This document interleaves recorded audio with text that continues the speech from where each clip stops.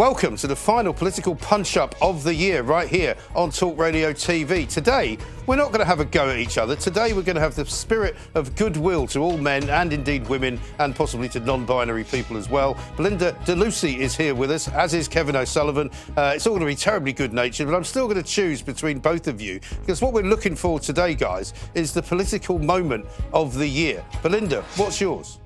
Right, mine is the manipulative and nauseating interview with Harry and Meghan and Oprah. Well, that's a very interesting one. I'm going to ask you to justify that in a moment, but how about you, Kevin?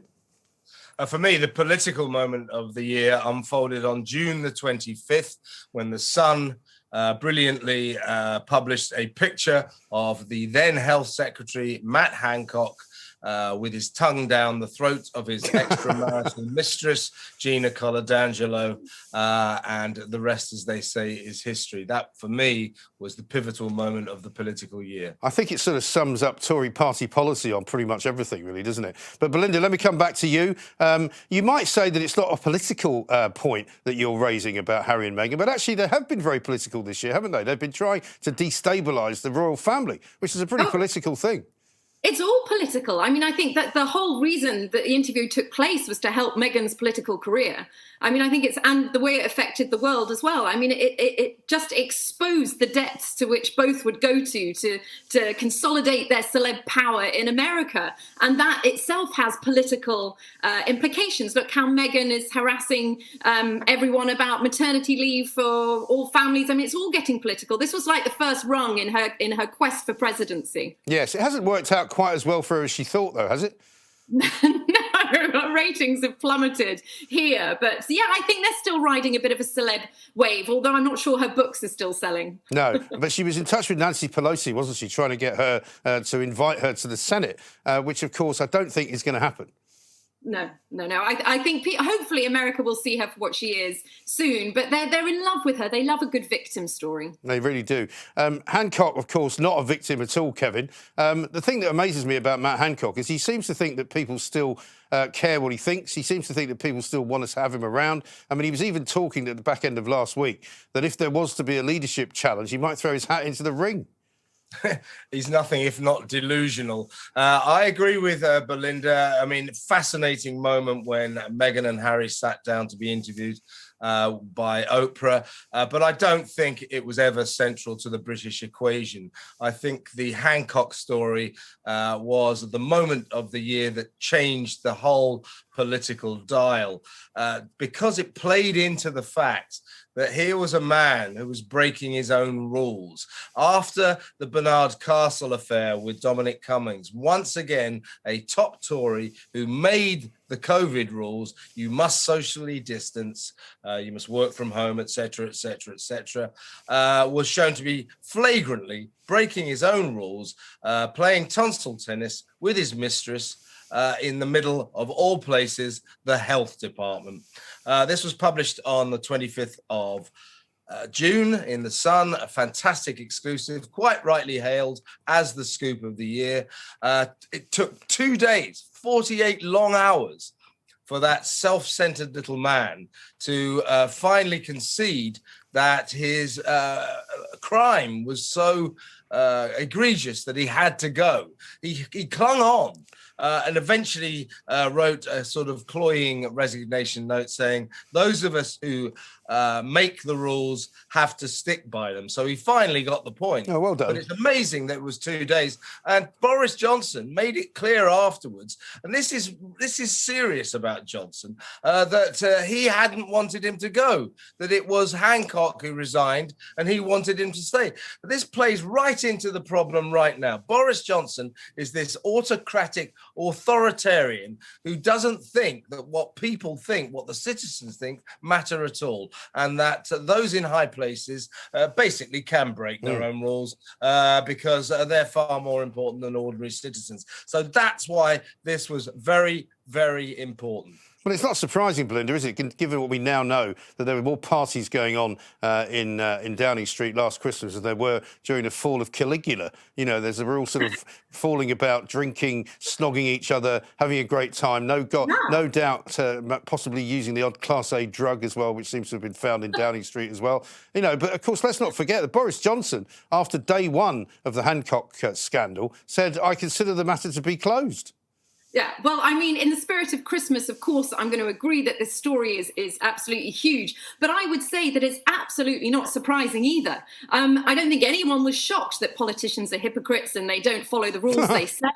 Whereas I think with the Meghan and Harry interview, it absolutely shook this country to its core. It triggered the false information that was allowed to be aired to millions of viewers, triggered a wave of hate against our elderly, selfless, dutiful Queen and her children at a time. They chose to air it at a time where Prince Philip was lying ill in hospital and knew his age, knew he might only have a few months left. It was deeply wounding to our royal family, cut the British public by this utter betrayal. And I think it exposed a highly dislikable and untrustworthy side to the couple. But I think people took it much more personally than they did the Hancock thing. With the Hancock thing, it was very funny and it was very typical. And politicians have been doing this since day one. You know, one rule for me and not for thee, or this, that, and the other. And I don't think it really hurt as much as this did. It triggered the world in a rage against our Queen, and it shook this nation to the core. I think it was a huge story that still hurts. Yeah, I think Belinda's got a point there, Kevin, because that racist accusation about little baby Archie and all the other things that they completely lied about and completely misled the world about, I think she's got quite a good point here. Yeah, but it's not a political moment. This is supposed to be the shock political moment of the year. Basically, you know, I agree with everything that Belinda said, and don't get me wrong, as a journalist, what a fantastic story that all was. But it doesn't really matter in the end. Shock news. The royal family don't actually rule us. The government rules. And they are the people that are important in our lives. The Prime Minister, the Health Secretary, and they still are. Look at them wrecking our Christmas right now. And on a personal level, you know, this proved the kind of people that get to be senior government ministers. Matt Hancock was married for 15 years to his lovely wife, Martha. Martha didn't even know about it. On the night the Sun was going to publish the story, he nipped home, said to her, "By the way, there's going to be a story in the Sun tomorrow you won't like. I'm just going upstairs to say goodbye to the kids. I'm leaving you." Now, then it was revealed that was unbelievable. Then it was revealed that Gina Coladangelo, a year earlier, had been hired by the Health Secretary to be a special advisor to the health department for 15 grand a year, 1 day a week. Why did he hire her? That plays right into the scandal. Absolutely outrageous that one of the most important secretaries of state in the country was using taxpayers' money so he could conduct his affair in the middle of the health department. Another really important aspect of this story. What kind of people is Boris Johnson appointing to high places? In Matt Hancock's case, a low-down Romeo rat. Well, I think that's a pretty compelling argument, Belinda, and I have to say, Kevin's got my vote for the moment. See if you can change my mind, though, because Matt Hancock keeps telling us that he wants to be back, and he keeps telling us that people stop him in the street and thank him for saving us from COVID. I'm not quite sure where he's walking around, but I think it might be in Cloud Cuckoo Land. Fair enough. I completely agree that it is probably the best political news story, but I believed that this punch-up was the best news story of the year. You got it wrong. In terms of the best news story of the year, I definitely think that the Harry and Meghan interview was, because it had ripple effects. It also revealed, it was like peak narcissistic, self-obsessed generation as well, that is this kind of attitude that it's all about how I take offence and my feelings and how victimhood is currency, is infiltrating our schools. It's infiltrating our public sector. That does make it political. It smacks of everything that is wrong with this sort of millennial culture of media attention through oppression. It's like the the oppression Olympics. And I think people face this every day in their lives, in schools, in the police force, and our politicians have let it trickle down to our children now. We're bringing up a generation like Harry and Meghan. And I think that does make it absolutely earth-shatteringly huge when this couple were allowed that sort of audience. Millions and millions of people were tuned into this and now think they're saints and now worship at the altar of Harry and Meghan and their hypocrisy and their misinformation. And I do think it was an attack on our country and our culture and traditions and our royal family. And that was huge. It was a red line they crossed. And I don't think, despite all the sort of royal scandals in the past, nothing has been related to the public so quickly and instantly with such a wave of hate across the world than attacking our country, institution, culture in this BLM colonialism age. And again, that's a political party. So there are political elements to this story. She's not letting it go. She's not letting it go. I've got to say, look, listen, she's going to go down fighting. As you know, I bow to no one in my admiration of Belinda. But Belinda, you can't change the goalposts. You can't say, I thought it was the best news story. That wasn't the proposition. That was the goalpost I was given. It was the political moment of the year. It was the political moment of the year, not the best news story. And by the way, I still think also, if you want to put it on that level, Matt Hancock was up there with Harry and Meghan. And then one of the things that kind of undermines Harry and Meghan and the Oprah interview as the greatest story of the year is it's not even the greatest royal story ever. That was back in the 90s when Diana and Charlie's marriage was falling apart. That was a better story than this.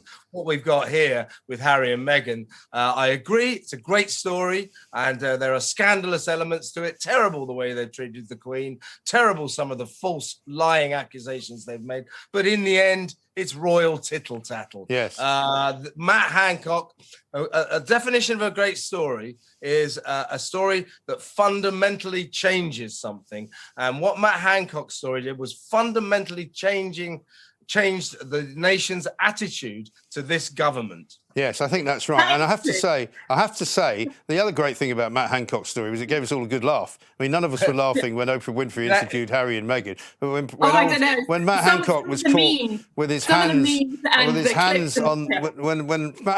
caught with his hands on the posterior of the lovely Gina, you'd have to say we all just fell about laughing and went, what a complete and utter plonker. Absolute idiot. So I'm afraid, I'm sorry to say... It had the lot. Yeah, I'm sorry to do this, Belinda, but I'm going to have to side with Kevin on this. I don't want to ruin your Christmas, but I'm afraid it's going to be Kevin O'Sullivan 1, Belinda DeLucy 0 on the fight back of the year, on the comeback of the year, on the political punch-up of the year. It was definitely Matt Hancock was the winner. Kevin, well done. Belinda, we'll see you soon. Thank you very much indeed. That was the political punch-up.